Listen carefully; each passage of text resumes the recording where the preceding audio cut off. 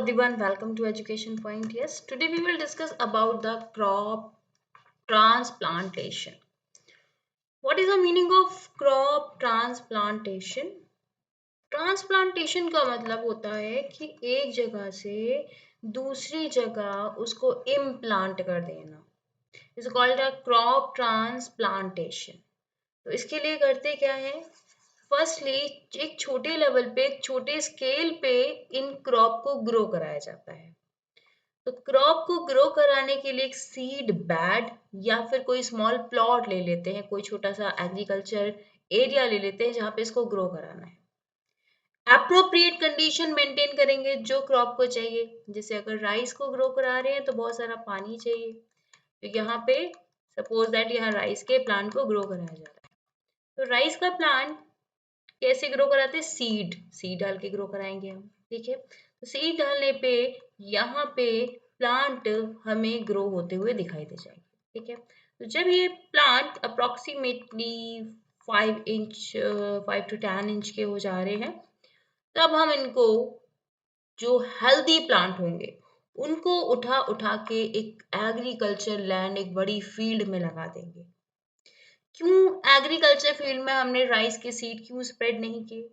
इसीलिए क्योंकि हर एक सीड जर्मिनेट होगा ये जरूरी नहीं है, और जर्मिनेट हुआ सीड एक हेल्दी प्लांट बनेगा ये भी जरूरी नहीं है. तो इस सीड बेड मेथड के थ्रू या ट्रांसप्लांटेशन के थ्रू हमें ये पता चल जाएगा कि किस प्लांट को हमें लगाना है क्रॉप फील्ड में, अपनी एग्रीकल्चर लैंड में, और एक प्रॉपर इंटरवल पे लगा सकते हैं हम इस प्लांट को.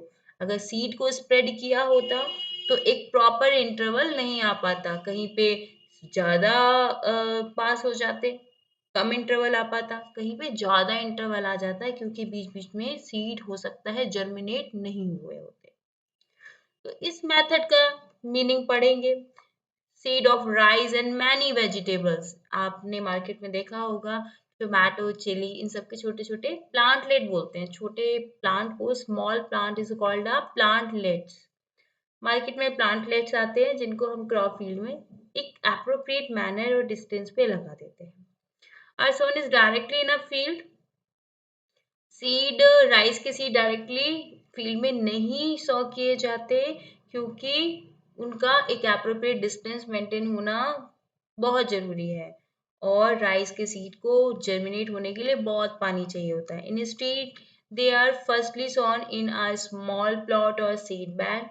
Yes, where they are allowed to grow into a small plants. इसको प्लांटलेट्स कहते हैं. सो इस फिनोमिना को जब हम छोटे छोटे प्लांटलेट में उस सीड को कन्वर्ट कर दे रहे हैं एक सीड बेड पे, इसको सीडलिंग कहते हैं. Healthy seedling are then picked and transfer to the field. इन हेल्दी सीड्स से बने हुए प्लांट को ट्रांसफर कर देंगे हम एग्रीकल्चर फील्ड में. This process is called a transplantation. Seed से प्लांटलेट निकल जाना इज कॉल्ड अ सीडलिंग. उस प्लांट को, उस छोटे प्लांट को पिक करके आपको एग्रीकल्चर लैंड में लगा देना, ट्रांसफर कर देना is called a transplantation. This process is called a transplantation. Yes, rice कैसे किया जाता है? टोमेटो, ब्रिंजल, चिली, इसी फिनोमिना से एग्रीकल्चर लैंड में लगाए जाते हैं. एडवांटेजेस क्या हो सकती है इसकी? It enable selection of a healthy seedling. Healthy seedling की आपको सिलेक्शन करने की जरूरत ही नहीं है.